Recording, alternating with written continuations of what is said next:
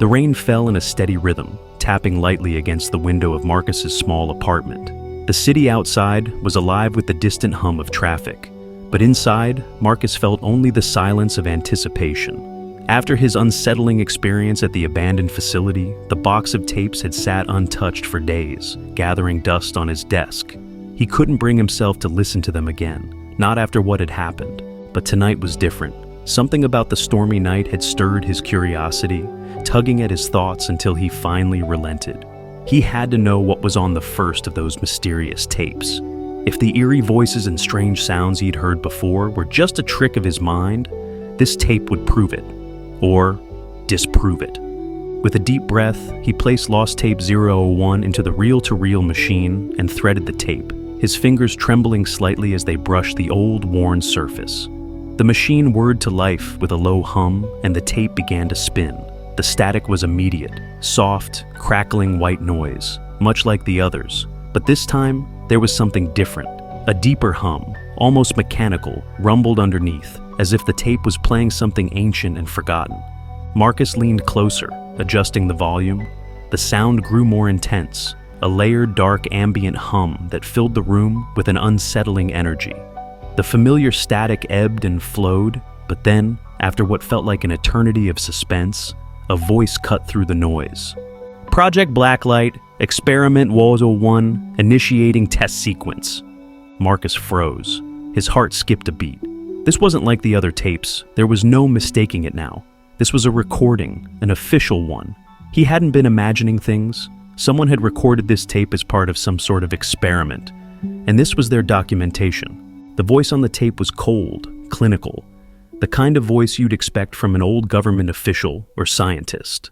There was a pause, followed by the sound of a machine starting up. Metallic clanks and electronic hums echoed faintly in the background. Subject is prepped for auditory stimulation. Frequencies set at 2.3 megahertz. Begin transmission. The low hum from before grew louder, turning into a pulsating wave that reverberated through Marcus's chest. His body tensed, a deep sense of unease creeping in. He had no idea what this Project Blacklight was, but the name alone sent a shiver down his spine. It sounded ominous, like something that should have never seen the light of day. Suddenly the audio shifted. The mechanical sounds faded, replaced by something more organic. A deep droning sound, almost like chanting. It was rhythmic and haunting, weaving in and out of the dark ambient tones. Marcus frowned, unsure of what he was hearing. It sounded like people, like a group of voices, their chants distorted and warped by whatever had been used to record them. He turned up the volume again, leaning even closer, as the chanting grew louder and more dissonant. It was disturbing, but he couldn't stop listening. The voices echoed in the room, overlapping one another until it felt like they were surrounding him. Then, abruptly, the voice of the scientist cut through again. Subject shows heightened neural activity. Brainwave patterns are reacting to the auditory stimuli. Increase frequency to 4.1 megahertz. There was a click, followed by a high-pitched ringing that made Marcus wince. The chanting stopped, replaced by a single tone that pierced through the room like a dagger. Marcus instinctively reached for the volume knob, his pulse racing. Just as he was about to turn it down, he heard it, soft, barely audible beneath the ringing.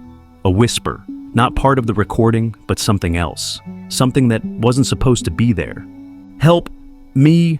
Marcus froze. His hand hovered over the machine, eyes wide. The whisper was faint, distorted by the static, but it was there. A plea for help. He stopped the tape immediately, the silence in the room almost deafening. His hands were shaking now, beads of sweat forming on his forehead. This wasn't just some forgotten experiment. There was something more to it, something far darker than he'd imagined. He sat back in his chair, running a hand through his hair as he tried to process what he'd heard. The tape hadn't just been a recording of an experiment. There had been something, or someone, on the other end.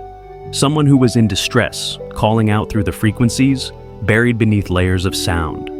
Marcus swallowed hard, the memory of the shadowy figure he'd seen at the facility flashing through his mind. He hadn't told anyone about it. He'd convinced himself it was just a trick of the light, his imagination running wild after hours spent listening to unsettling sounds. But now, after hearing that voice, he wasn't so sure. He replayed the last few seconds of the tape, turning the volume down this time. The high-pitched tone returned, sharp and grating, but there it was again, just beneath it. "Help me, please." Marcus's heart pounded in his chest. The voice was faint, barely more than a breath, but it was undeniably there.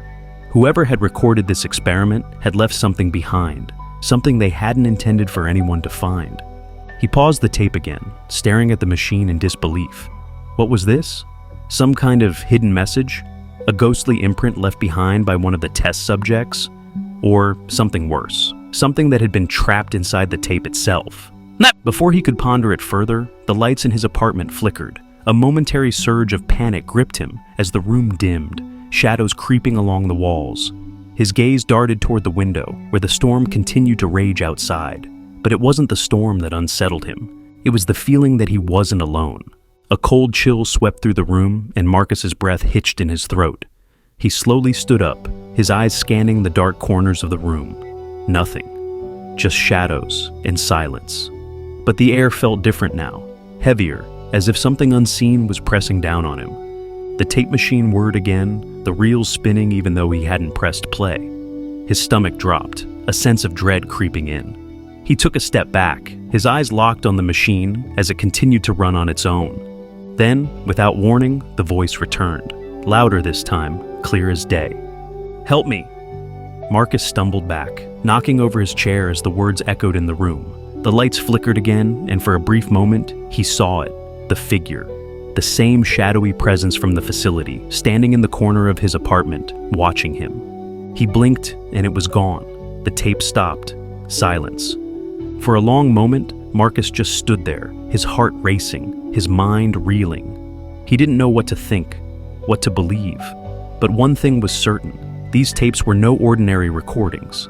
They were a doorway to something far more dangerous, something that reached beyond the veil of normalcy.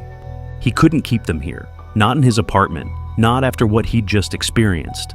The lost tapes had to be hidden away, locked up, before whatever was trapped inside them could escape. But even as he gathered the tapes and shoved them back into the box, he couldn't shake the feeling that it was already too late. Whatever had been unleashed had already found him, and it wasn't going to let him go.